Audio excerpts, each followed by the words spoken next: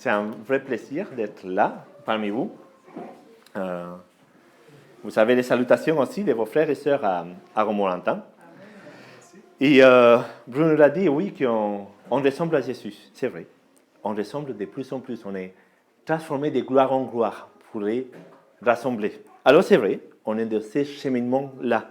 On n'est pas Jésus, on pêche encore, on est fautif, mais on est dans ces cheminements de sainteté. Et j'espère que vous tous ici, vous êtes dans ces cheminements. Sinon, je vous encourage à prendre ces chemins, parce que à part de c'est les seuls, par expérience, c'est les meilleurs. Et aujourd'hui, on va voir Jésus qui marche. Il est venu sur la terre, c'est Dieu fait homme, il marche sur la terre. Et on va voir un épisode, un moment, une rencontre avec lui. Mais juste avant de voir cette rencontre, on a besoin d'un petit contexte pour savoir pourquoi ils ont réagi comme ça, les personnes qui sont autour de lui. Pourquoi ils n'ont pas tous réagi comme pareil. Pourquoi c'est différent. Alors, je ne sais pas si vous tous ici, vous connaissez une maladie qui s'appelle la lèpre. C'est une maladie de la peau. Actuellement, il n'existe presque plus. On peut la soigner assez facilement. Il y a des pays où il en a encore assez présente, en Inde par exemple, mais elle se soigne avec des moyens.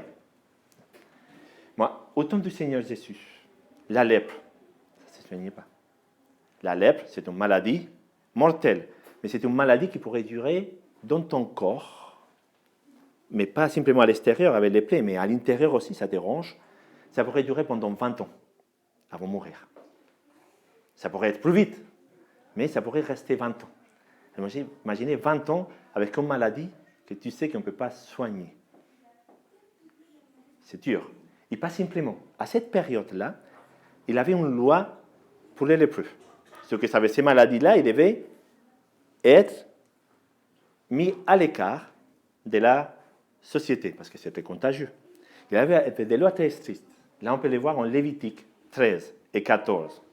Je ne vais pas tous les lire, c'est pas ça les passages, mais Lévitique 13 et 14, il nous dit, c'est deux chapitres tout entiers pour la lèpre, que celui qui a la lèpre, il doit se présenter devant les sacrificateurs. Si vraiment, après 7 jours, on voit que ça change, que la peau devient différente, qu'elle devient vive, il est mis à l'écart. Sa tente, il doit être à l'écart du peuple. Je ne sais pas si quelqu'un connaît les films Ben-Hur. C'est un film très connu.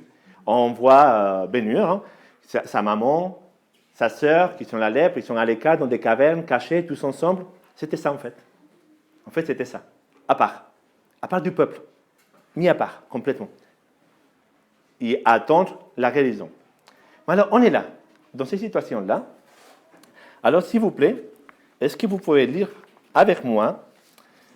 On va lire 2 passages un peu différents. Un, c'est en Matthieu, chapitre 8. Et on va lire simplement les 4 premiers versets, sans les commenter. On va laisser la parole simplement rentrer en nous.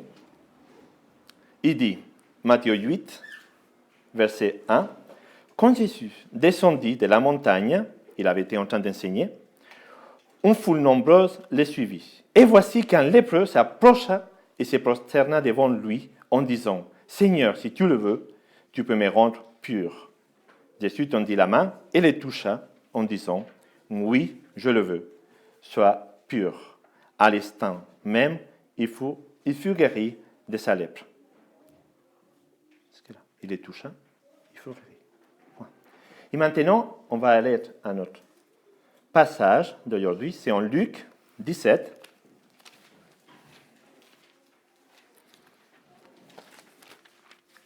Luc 17, de versets 11 à 19. Et là, maintenant, on a vraiment essayé de rentrer dans ces sociétés juives, à ce moment-là, en train de marcher sur la route. Ce n'était pas des routes comme les nôtres. On s'imagine, si vous avez déjà vu des films comme Ben-Hur, on peut s'imaginer bien, ou autre, et on est là. Et on est là. Et voilà qu'il dit ainsi. C'est à partir du verset 11. Luc 17, 11 jusqu'à 19. Alors qu'il se rendait à Jérusalem, Jésus longea la frontière entre la Samarie et la Galilée.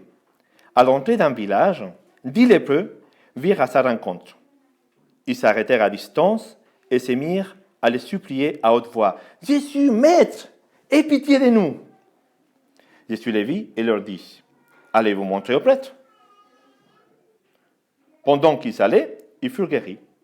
L'un d'eux, quand il s'est rendu compte qu'il était guéri, revint sur ses pas en louant Dieu à pleine voix. Il se prosterna aux pieds de Jésus, face contre terre, et le remercia. Or, c'était un Samaritain. Alors Jésus dit, ils sont bien 10 qui ont été guéris, n'est-ce pas? Où sont donc les 9 autres? Il n'est donc trouvé personne d'autre que cet étranger pour revenir louer Dieu. Puis, s'adressant à ces Samaritains, il lui dit, relève-toi et va, parce que tu as eu foi en moi, tu es sauvé. Il y a un contraste, non? Alors, on commence. La lèpre. Il dit en Lévitique 13, 44 et 46 que quand tu es lépreux, tu es à part de la société. Pas simplement quand tu as besoin de manger, forcément. Tu peux vivre 20 ans avec ces maladies, hein? Maximum à peu près. Tu as besoin de manger, de faire ta vie. Mais quand pendant ces périodes de ta vie où tu es lépreux, tu es mis à l'écart, tu ne peux même pas toucher personne. Tu dois marcher dans la rue quand tu veux voir quelqu'un, aller pour manger ou pour acheter, en criant « impur, impur !» Et tout le monde se met très loin de toi. « Impur, impur !» Tu dois aller avec tes vêtements déchirés, couvrir ta barbe, te cacher, marcher. « Impur, impur !» Quand tu vois quelqu'un et on ne te touche pas. Personne ne te touche. Tu es éloigné. Tu es éloigné, pas simplement de la société, mais tu ne peux même pas toucher ta femme. Tu ne peux pas toucher tes enfants. Tes enfants ne peuvent pas te toucher. Tu es impur. Il faut imaginer, père de famille, mère de famille, tu as ces maladies-là, et on te dit que tu ne peux pas toucher ton bébé. Tu dois habiter loin, au dehors. Ta tante, dans des cavernes ou dans ta tante, dehors. Tu ne peux plus toucher personne. Tu exclus.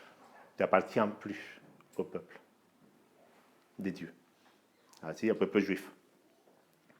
Alors moi, dans ces situations-là, tu dis, qu'est-ce que ça serait mon rêve le plus fou de tous. Moi, en tant que père, ça serait vraiment pouvoir toucher ma femme, pouvoir toucher mes enfants. Ça serait mon rêve le plus fou de tous. Dire, waouh, si je pouvais ça à nouveau, ça fait, imaginons, 5 ans, 6 ans, 7 ans, 8 ans, que je n'ai même pas pu toucher l'être qui sont là, qui j'aime, mes bien-aimés.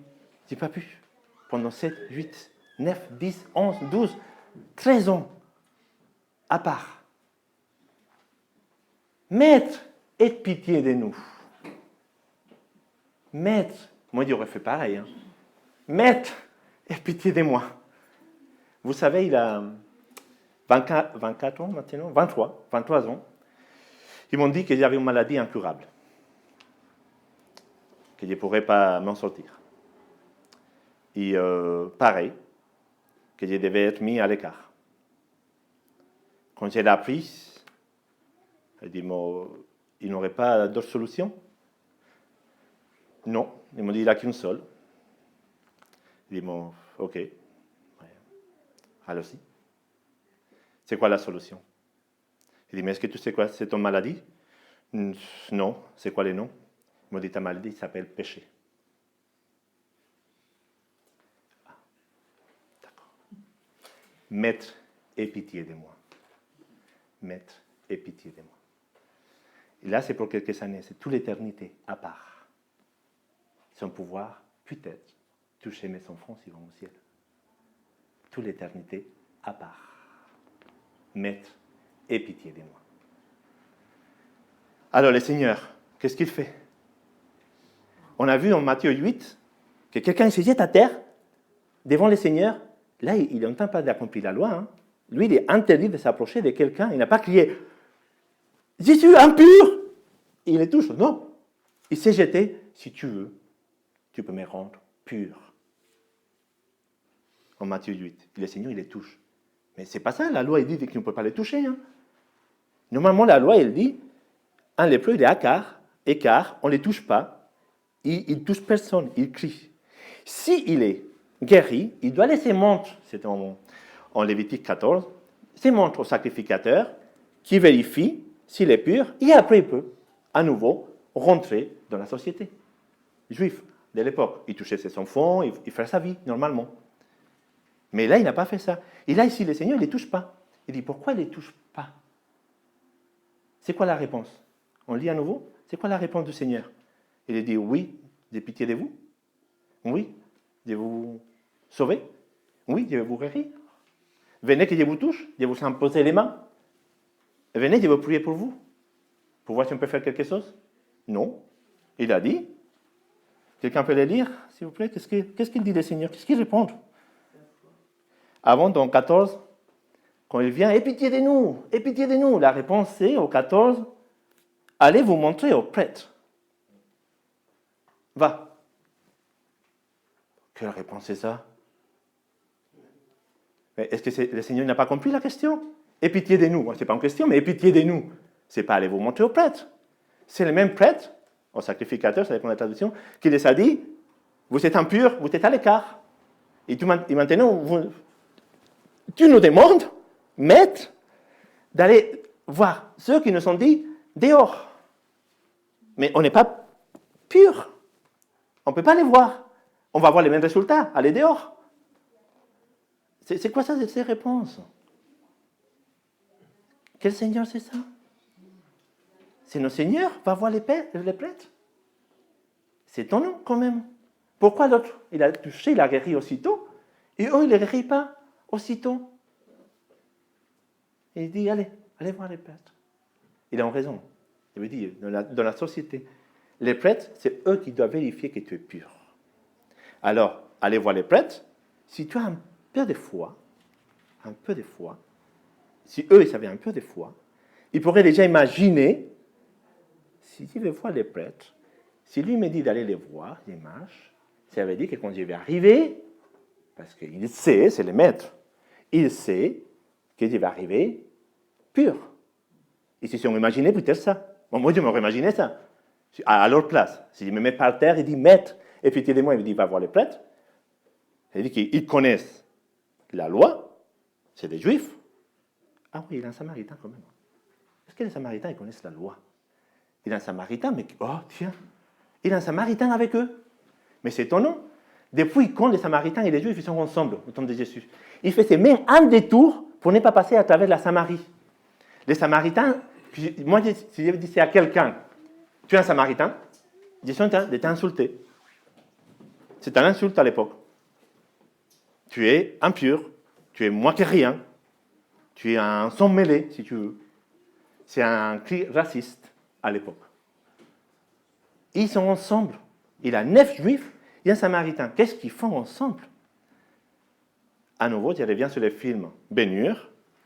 Quand ils sont là dans les cavernes, ils sont tous ensemble. Il y a des gens des familles riches, plus pauvres, de toutes les familles, tout mélangé. Pourquoi? Pourquoi? Alors, on peut s'imaginer, on va à l'époque, on s'imagine, hein, on est tous là, on s'imagine, on dit, tiens, ça ne serait pas les malheurs qui nous ont mis ensemble. On a besoin de soutien, on a besoin de manger, de vivre. On est exclu de tout le monde, on a qui est impur. On est pareil, on est lépreux, on est exclu. Pourquoi maintenant il va voir ces cris racistes? On est pareil, on est exclu, on est perdu. C'est une possibilité. Quoi que ce soit, ils sont ensemble. Et les Samaritains, c'est un insulte. On le dit en roi. Les Samaritains, en fait, c'est un peuple installé en Samarie. C'est une ville au début, après c'est le territoire. Et quand il y a eu la déportation, en l'année 721, avant Jésus-Christ, le roi d'Assyrie, il dit, tiens, j'enlève les Juifs et je vais mettre d'autres peuples au milieu. Comme ça, ils vont se mélanger. Et vous savez, quand c'est mélangé, division, ils sont moins forts. Ils ont moins des sentiments d'unité. Et c'est ça que fait le roi. il a mis d'autres peuples qui se sont mélangés là, et ils sont crus à la parole, à l'époque, hein, mais ils ont accepté que les 5 premiers livres. Et ils ont mis les temples à part. Alors c'est un peuple à part. Oui, ils croient comme nous, mais ils ne sont pas comme nous, ils ne croient pas exactement comme nous. Alors pour les Juifs, c'était non, à part. C'était à part. Mais ils étaient ensemble. Ils étaient ensemble à l'époque. Et tous les 10, il dit, aie pitié de nous. Et il dit, allez voir les prêtres, les sacrificateurs. Alors ils vont. Et qu'est-ce qu'il arrive? En chemin, quand ils sont en chemin, c'est ça qui nous dit la parole, quand ils sont en chemin, tu t'imagines, je ne peux même pas imaginer. Hein. On est en chemin, et normalement, quand on est ensemble, moi je ne me vois pas beaucoup, moi, hein, c'est même pas ma tête. Après, oui, avec ça, je vais voir ma tête. Mais pour l'instant, je ne vois pas ma tête. Mais je vois votre tête. Alors, on est en chemin, tous les 10. Mais tu n'as plus la lèpre. Toi non plus. Toi non plus. La première chose que je vais faire, c'est et moi. Et il va se regarder, il va dire moi non plus. Je n'ai plus la lèpre. Mais on peut s'imaginer. Je peux pouvoir embrasser mon bébé, mon enfant, ma femme. Je ne sais pas à quel moment ils sont la lèpre. Hein. Ils sont ensemble, mais si ça se trouve, il a depuis 15 ans, d'autres depuis un mois, d'autres depuis quelques jours. Mais on ne sait pas. Mais je vais pouvoir vivre comme avant. Yes! C'est tout que je voulais. Je peux vivre comme avant. Et alors, il y en a un qui dit en s'y voyant pur, en s'y voyant guéri, qui se retourne. Qui se retourne. Alors, on a quelque chose qu'on appelle les péchés. Les péchés, mot par mot, ça veut dire manquer la cible. Ça veut dire, moi c'est là, il tire à côté. Péché. Non mais il m'a manqué que ça, péché. T'as manqué que ça, péché. T'as manqué la cible. Il n'est pas plus grand, plus petit, hein. On le pointe, péché. Notre but, notre cible, c'est faire la volonté de Dieu. Dieu nous a créés à son image pour faire les œuvres bonnes qu'il a créées déjà pour nous, à l'avance. Si on ne fait pas ça, si on ne marche pas dans ce cheminement, on est à côté. On manque la cible. Alors il faut, le péché, on dit, il faut se retourner complètement, être de nouveau, nouvelle créature. Il y a beaucoup des images dans la parole. Hein. La nouvelle naissance. Nicodème, il n'avait pas compris. Nicodème, il n'avait pas compris. Mais plus tard, il va le comprendre. Mais là, il y en a un qui dit, tiens, mais là, en fait, j'y retourne. Là, il a deux chemins à ce moment-là. Le Seigneur m'a dit, il va voir les prêtres. Moi, si le Seigneur il nous montre quelque chose, il nous dit quelque chose, qu'est-ce qu'on fait d'habitude? Si on est vraiment croyant et on croit, on obéit. Là, c'était clair, hein? Allez voir les prêtres. Je vais voir les prêtres. Il m'a dit ça, non? Pourquoi je vais désobéir? Il y en a un qui désobéit, apparemment. Parce qu'il se retourne. Et pourquoi il se retourne?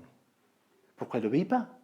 Il dit, parce que j'ai entendu déjà, il est samaritain. Peut-être les autres, quand ils se sont vus propres, ils se sont dit, non, non, tu es samaritain. Sors de là. Avant, oui, on était ensemble, parce qu'on était lépreux.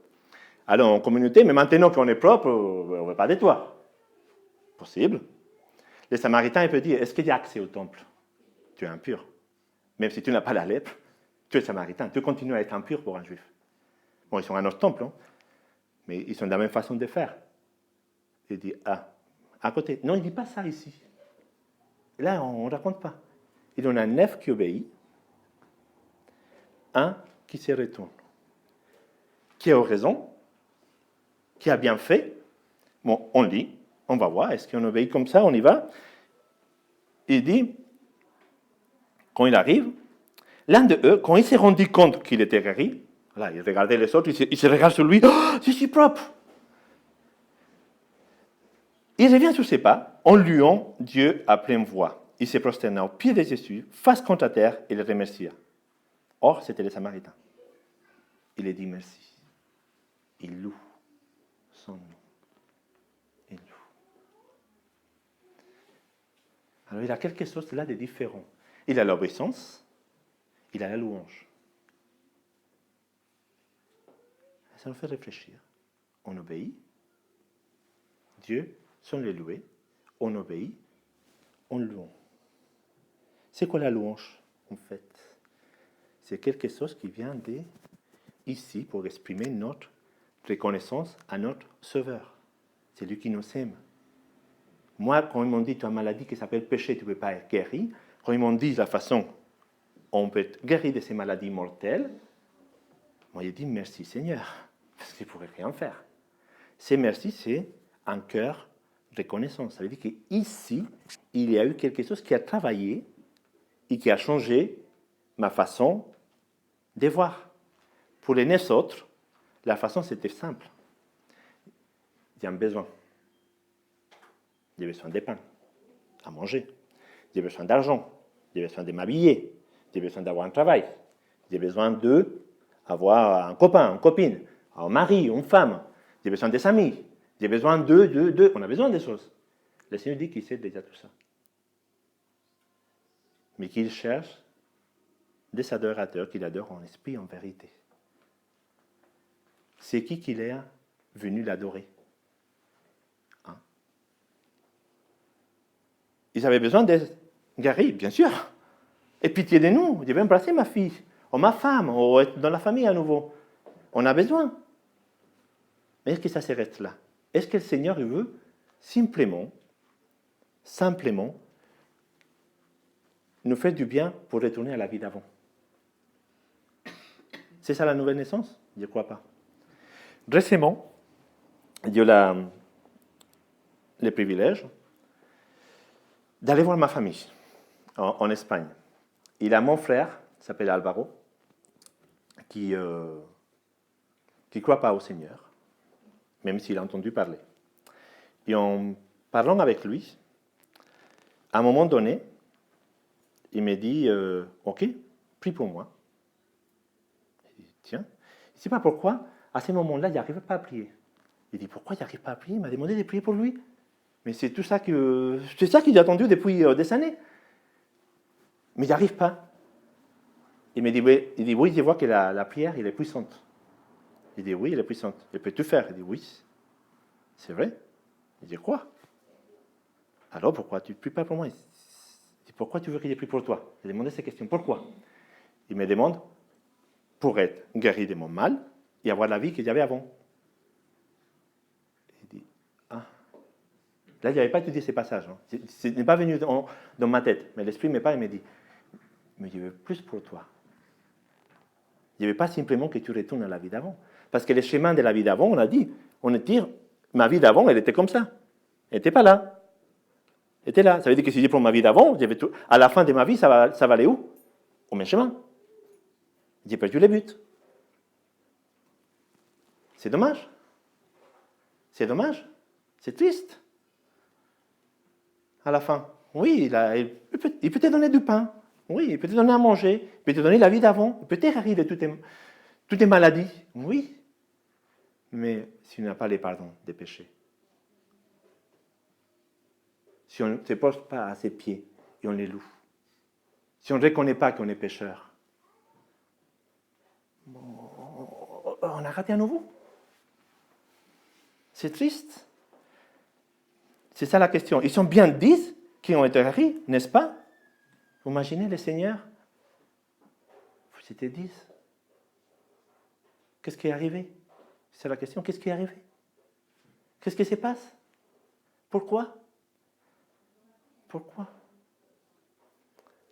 Vous êtes guéris, tous les 10. Pourquoi il n'y en a qu'un? Ils sont où les 9? Qu'est-ce qui se passe? C'est quoi le problème? C'est quoi le problème? Il y a un problème. Ils sont où les 9 autres? Alors, la réponse, on ne l'a pas. On ne sait pas. On ne sait pas où ils sont. On peut s'imaginer à nouveau. C'est quoi les désirs du cœur de ces 9? Les plus grands désirs, c'était « Aie pitié de nous, aie pitié de nous, je vais être guéri de ma lèpre. Je peux embrasser mon enfant, ma femme. » Alors ils se sont vus guéris, ils ont continué. Les plus tôt, les mieux. On va voir les sacrificateurs, ils voient « Tiens, il n'y a plus rien. Ok, vous rentrez, la loi elle est très précise. Ils vont rester 7 jours. En attendant, et au 8e, Ah voilà, c'est bon. Ça y est, intégrez votre vie normale, comme avant. Et alors, peut-être, ils se sont dit, on ne sait pas, hein, on s'imagine, hein, ils se sont dit, et après, on ira remercier Jésus. C'est Maître qui nous a guéris. On attend voilà, on va, il nous a dit de toute façon d'aller. On y va.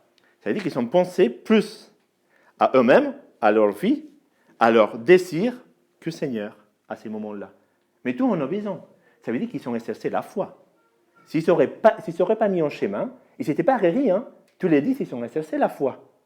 Ils se sont mis en chemin, hein. Sinon ils ne seraient pas guéris. Mais il n'y en a qu'un seul où cette foi a produit dans son cœur un changement. C'est pour les Samaritains. Pour les autres, c'est resté dans leurs besoins de vie, légitimes, comme tout.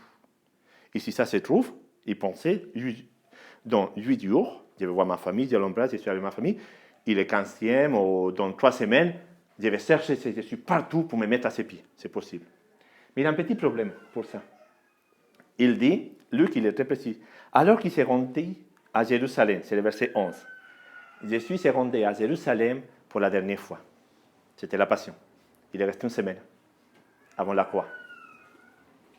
Je pense qu'une semaine, s'il doit aller voir les prêtres, c'est 16 jours. Et c'est le 8e. Même s'il voulait courir vite, après, ils sont passés un peu à côté.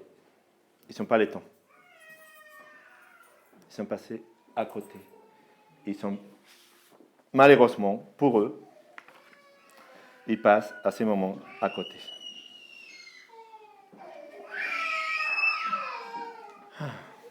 Et pour on dit, comme doctronique, nous avons recherché l'Éternel, notre Dieu. Nous l'avons recherché, il nous a donné du repos.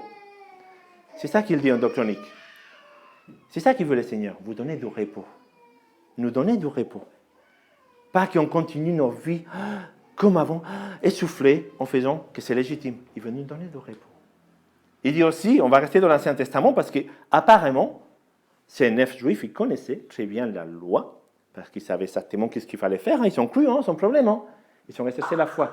Ils auraient pu aussi entendre Joël qui disait, « Ainsi encore maintenant, dit l'Éternel, revenez à moi de tout votre cœur. » C'est ça qu'ils ne sont pas mis. Ils ne sont pas mis tout leur cœur. Parce qu'ils avaient une partie légitime qui pensait à ma famille, ma vie d'avant, mes désirs, mes besoins. Avec jeûne et avec deuil, et déchirez votre cœur et non votre vêtement. Ces vêtements étaient déjà déchirés par la loi. Mais déchirez votre cœur, vraiment. Et revenez à l'Éternel, votre Dieu, car il est plein de grâce et miséricordieux. Et revenez à lui. C'est qui est revenu? Les Samaritains. Ils ont fait très bien toute la première partie. Presque. Très bien. Ils se sont passés à côté de revenir à Jésus pour le remercier, pour lui louer. Qu'est-ce qu'ils ont perdu? Bon, ils ont récupéré la vie d'avant, c'est bien. Mais est-ce qu'il avait quelque chose pour retourner à Jésus à nouveau? Est-ce qu'il y a une récompense quelconque pour faire cet effort? Apparemment, il dit,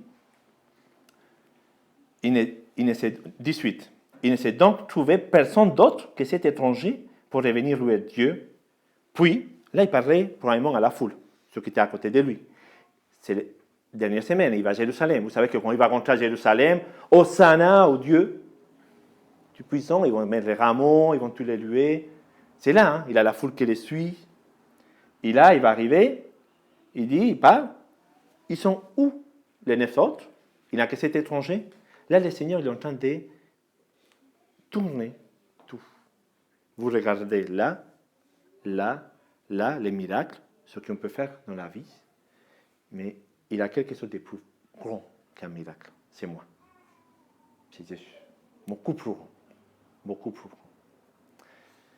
Il y a quelques années, il avait une jeune fille qui m'avait dit, je ne peux pas croire au Seigneur Jésus, encore. Ah non, encore. C'est encourageant. Pourquoi encore? Il dit, parce que je ne l'ai pas vu à l'œuvre. Ok? Et tu as besoin de quoi? Il dit, de 3 miracles. Oh, 3 miracles. En priant, je ne sais pas pourquoi, il lui dit, tu verras tes 3 miracles. Dans une période de 2 mois. Tu verras tes 3 miracles. Et tu vas croire au Seigneur? Ah oui. Il a vu les 3 miracles en 2 mois. Il s'est retrouvé dans la rue. Il était accueilli. dans une maison, à elle. Après, elle en avait besoin d'argent, d'un montant fixe. Le Seigneur lui a donné ça, plus que ça. Et finalement, on a pu louer une maison. Elle n'avait pas de meubles. Une dame, elle a dit, moi, mon mari est décédé depuis une semaine. Je ne vais plus voir les meubles. Tout le reste, je te les donne. Tu me donnes ce que tu veux. Il a vu les 3 miracles dans sa vie. C'est moi. Il ne s'est pas converti. Il n'a pas donné son cœur au Seigneur. Ce n'est pas les miracles qui sauvent. Ce n'est pas les miracles. C'est le Seigneur Jésus qui sauve. C'est ça qu'on voit ici. Relève-toi et va. Parce que tu as eu foi en moi, tu es sauvé. Alors, si ce n'est pas les miracles qui sauvent, c'est la foi. Et la foi seule qui sauve. Et la foi n'importe pas où. La foi en Christ. Pourquoi le Seigneur a fait ça? Ça nous montre que les 9 autres, la foi, même s'ils ont dit « Aie pitié de nous », c'est un cri de désespoir. Le Seigneur, il a pitié de eux. Mais il attendait, il a fait les miracles, il attendait ses louanges, qu'ils puissent revenir à lui pour être guéris complètement. Pas simplement de la société, pas simplement dans ton corps, dans ta tête, mais dans ton âme, tout entier. Le Seigneur, il ne veut pas qu'une partie de nous. Il veut nous bénir tout entier. Tout entier. C'est pour ça qu'il est venu. Pas pour faire les choses à moitié. Ou à 3/4, comme dans le cas ici. Pour le faire 100%. C'est un Dieu merveilleux. Tellement, tellement merveilleux. Tellement grand. Voilà. Il est sauvé. Le seul, le Samaritain. C'est lui qui, c'était le plus improbable des 10. Et pourquoi il ne les a pas touchés? Alors on peut imaginer, les 9, ils sont venus en tant que religieux. On connaît la loi. On sait qu'est-ce qu'il faut faire. On sait qu'on doit rester à l'écart. On sait qu'il doit crier impur. On sait que pour aller au prêtre, on doit se montrer une fois qu'on est déjà guéri. Tout ça, ils savaient très bien. Ils sont exécutés très très bien, point par point. Mais ils n'ont pas mis leur cœur. C'était la seule différence. C'est toute la différence. On peut venir à l'église, faire tout très bien, Dieu fait les ménages, les enfants, les trucs, il n'est pas mettre ton cœur. On peut avoir tous les dons du monde, si on n'a pas l'amour, si tu n'as pas cet amour pour le Seigneur, pour les autres, c'est vide. C'est vide, c'est triste. C'est triste. On passe à côté. On reste à nouveau à côté. C'est ça, ils ne sont pas retournés vers Jésus. C'est lui le donneur de la vie. C'est à lui qu'il faut revenir. C'est à lui à qui on doit tout. Tout.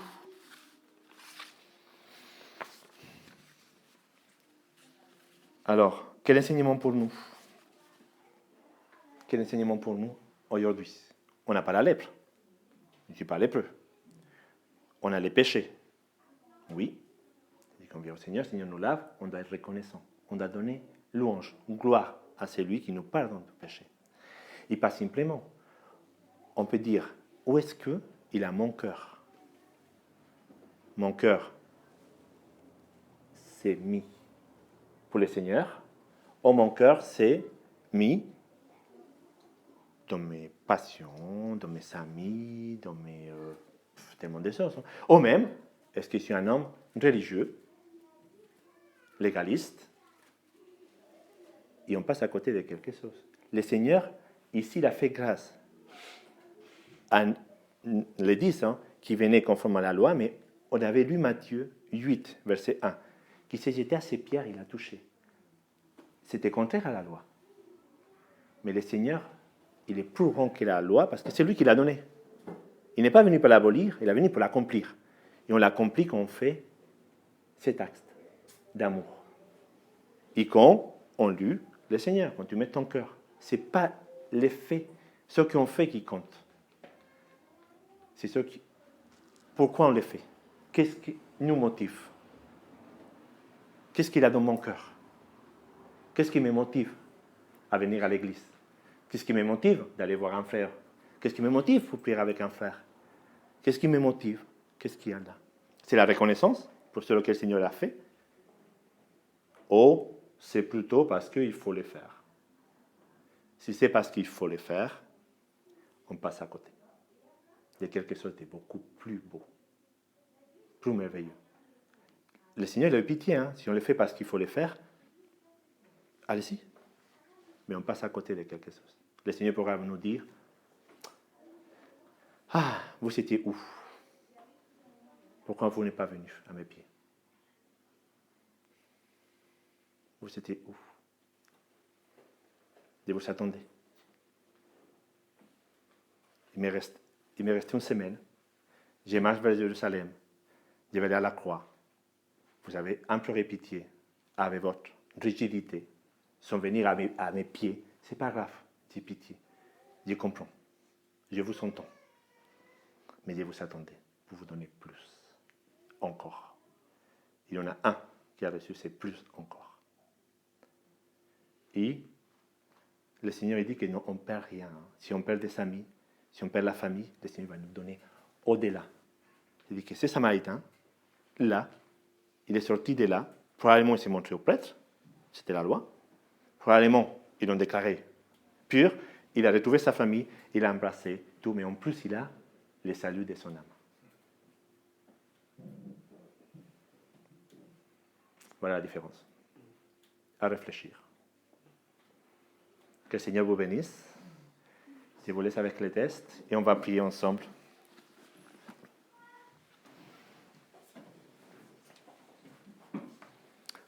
Seigneur, tu es tellement grand, tellement merveilleux. C'est vrai que parfois dans nos petitesses, on accepte, on demande si peu. Mais tu veux nous donner au-delà de ce que nous pouvons imaginer. Parce que tu es tellement grand. Tu as pourvu pour nous une vie abondante. Cette vie abondante, c'est-à-dire c'est une vie qui a un sens, qui vaut la peine de la vivre. Parce que c'est toi qui es le roc. C'est toi qui es au centre. C'est toi qui nous dirige. Et là, toutes nos vies fait sens. Et tu as un projet merveilleux pour nous. Tu nous capacites, tu nous donnes les dons. Tu nous donnes une famille spirituelle. Tu nous donnes aussi les désirs et les vouloirs de pouvoir te servir. C'est toi qui es à l'origine de tout. Et pour ça, Seigneur, tout ce que tu nous demandes, c'est de te mettre à tes pieds, de reconnaître qu'on a besoin de toi et de te louer. Parce que c'est toi qui es digne de toute louange, de toute adoration. Il n'y a personne d'autre dans le monde qui puisse accomplir ce que tu as accompli à la croix et que tu as montré à travers la résurrection. Merci Seigneur parce que tu nous aimes tellement que tu veux nous faire vivre ici, complet, entier. Et Seigneur, s'il y a quelqu'un ici dans la salle qui n'a pas encore cette vie abondante, complète en toi, je te prie Seigneur qu'il puisse venir, qu'il puisse retourner comme les Samaritains pour te louer ton nom et pour recevoir les saluts de son âme pour toute l'éternité.